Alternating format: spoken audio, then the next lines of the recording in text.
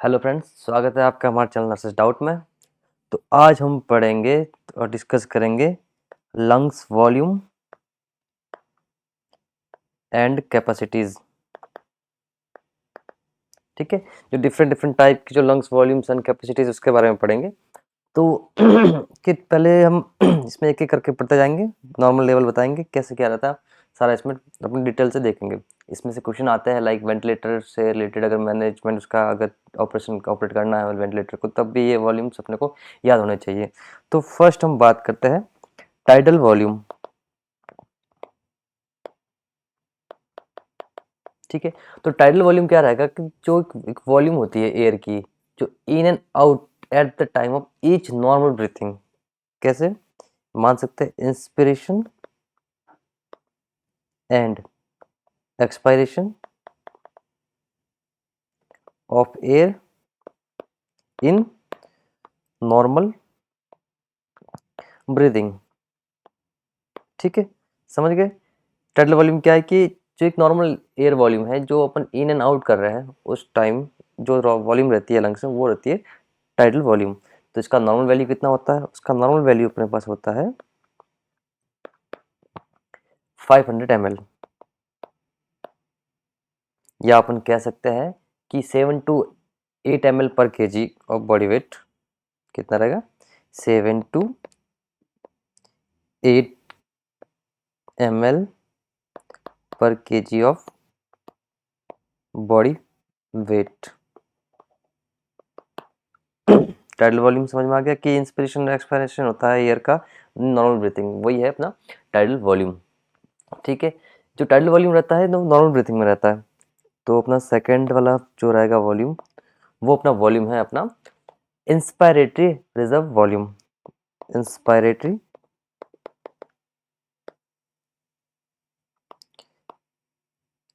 Reserve volume, जिसको short में बोलते हैं IRV।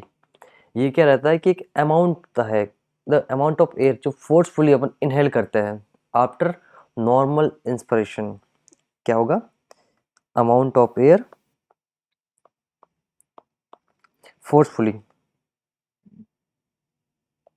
फोर्सफुली रहता है, इनहेल करते हैं अपन फोर्सफुली, इनहेल आफ्टर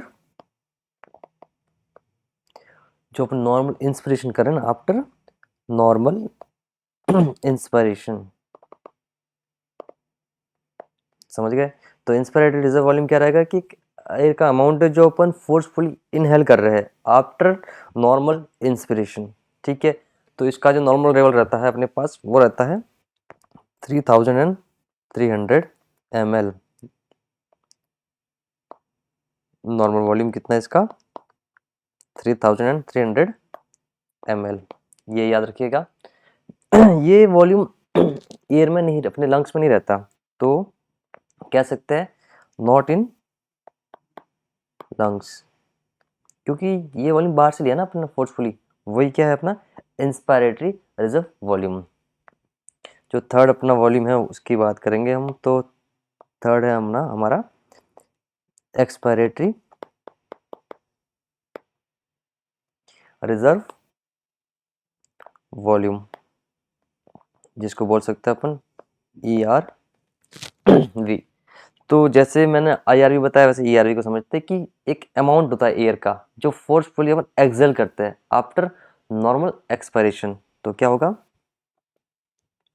कह सकते हैं अपन अमाउंट ऑफ एयर एक्सेल, वो भी कैसे? फोर्सफुली आफ्टर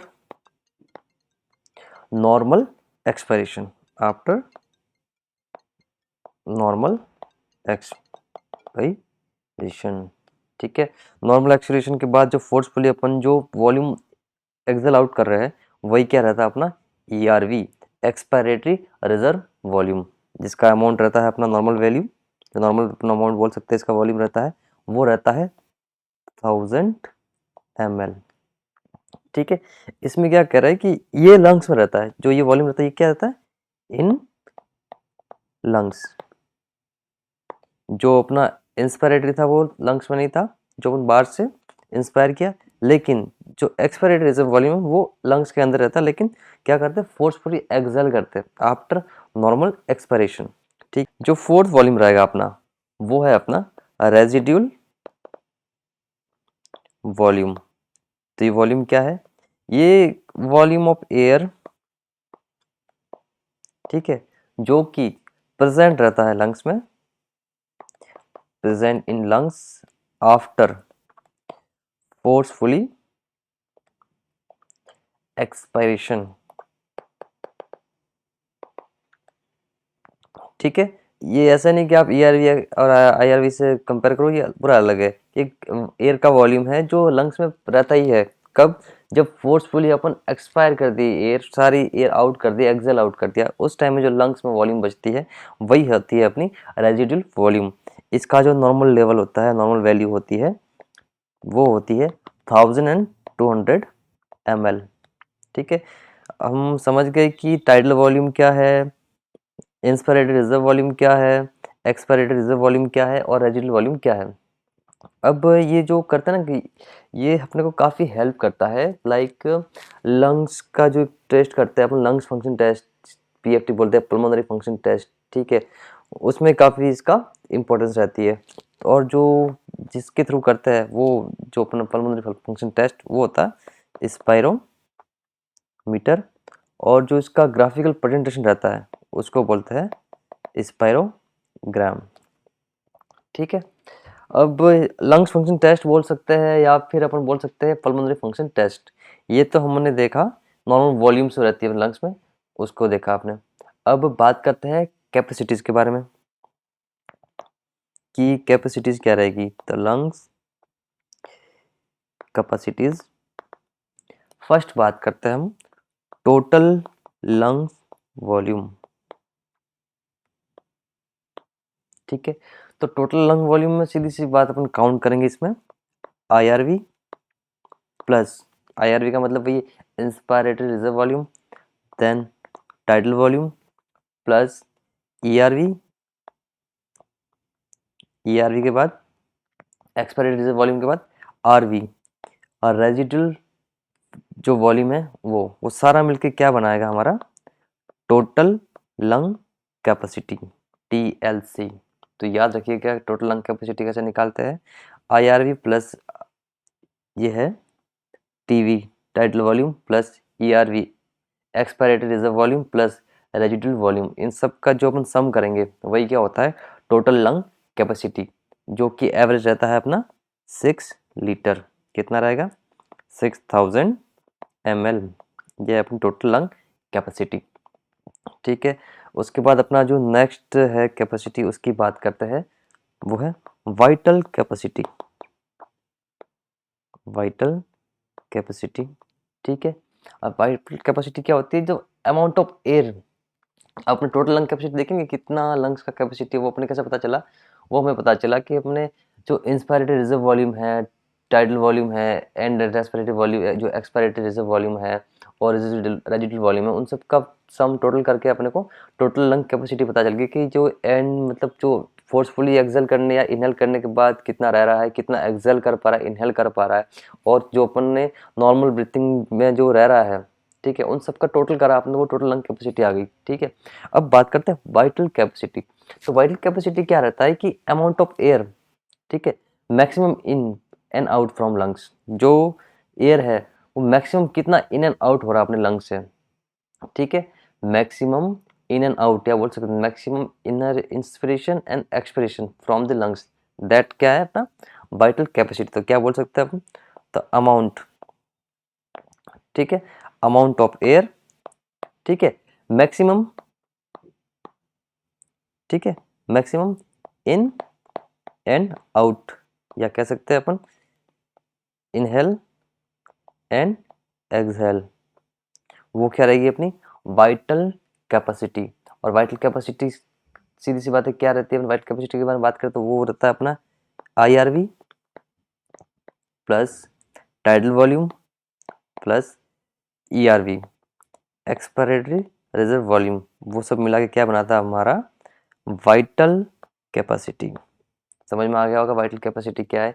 कि वाइटल कैपेसिटी का मतलब ये था कि जो अमाउंट है एयर का वो इनहेल और एक्सहेल मैक्सिमम कितना कर पा रहा है लंग्स, वही हमारा रहता है वाइटल कैपेसिटी। समझ में आ गया। और ये जो नॉर्मल वैल्यू रहती है इसकी, जो नॉर्मल अमाउंट रहता है वो रहता है अराउंड 4800 ml, जो कि नॉर्मल है। ठीक है। नेक्स्ट जो हमारी कैपेसिटी है वो रहेगी हमारी functional residual capacity. Functional residual capacity. ठीक है। तो ये क्या रहेगी, जो फंक्शनल रेस्पिरेटरी कैपेसिटी और रेजिडुअल कैपेसिटी अपनी, वो रहती है कि एक amount of air always present in lungs, मतलब लंग्स में हमेशा प्रेजेंट रहेगा। कब? After normal expiration. कब? क्या बोल सकते हैं इसको हम? Amount of air. ठीक है। Amount of air, amount of air जो ऑलवेज प्रेजेंट रहता है, ऑलवेज प्रेजेंट। ठीक है। Always present in lungs, always present in lungs after after normal expiration. ठीक है। तो फंक्शनल रेजिडुअल वॉल्यूम कैपेसिटी क्या रहेगी अपन? Amount of air always present in lungs after normal expiration. Expiration के बाद जो नॉर्मल अमाउंट रहता है लंग्स में, वही अपना फंक्शनल रेजिडुअल कैपेसिटी। वो अपन कैसे फाइंड आउट करते हैं? तो जो वो रहता है वो सम रहता है अपना residual volume plus expiratory reserve volume. ठीक है। जो कि अपना नॉर्मल रहता है वो रहता है इसका जो लेवल वॉल्यूम 2200 ml, ये इसका नॉर्मल लेवल है। और ये क्या रहता है कि आपको बताऊं कि ये जो है ना फंक्शनल रेजिडुअल कैपेसिटी, ये हेल्प करती है किसमें? इन कंटिन्यूशन ऑफ गैस एक्सचेंज। तो कह सकते हैं कि FRV जो फंक्शनल रेजिडुअल वॉल्यूम है वो हेल्प करती है। It's help in continuation of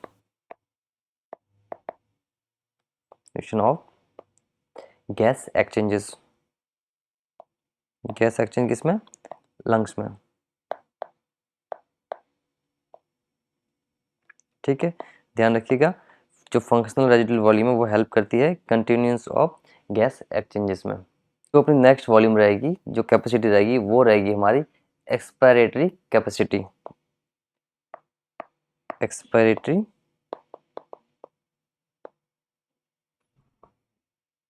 capacity. ठीक है। तो ये क्या होता है कि टोटल वॉल्यूम ऑफ एयर जो पर्सन में रहती है, कब? जब कैन एक्सपायर, वो एक्सपायर कर सकता है क्या? After normal inspiration. Normal inspiration के बाद जितनी वॉल्यूम एक्सपायर कर सकता है वही रहती है हमारी एक्सपायरेटरी कैपेसिटी। ठीक है। तो टोटल वॉल्यूम ऑफ एयर, ठीक है, तो पर्सन कैन एक्सपायर, ठीक है, एक्सहेल आफ्टर नॉर्मल इंस्पिरेशन। तो समझते क्या है ये कि टोटल वॉल्यूम ऑफ एयर, ठीक है, वॉल्यूम ऑफ एयर, ठीक है, सो पर्सन कैन एक्सपायर या exhale after normal inspiration, after normal inspiration. ठीक है। तो एक्सपायरेटरी कैपेसिटी की बात करते हैं तो टोटल वॉल्यूम ऑफ एयर रहती है जो person can exhale after normal inspiration. ठीक है। तो इसका मेन रोल ये है कि ये हेल्प करता है टू प्रिवेंट, क्या करता है? इसका काम ये है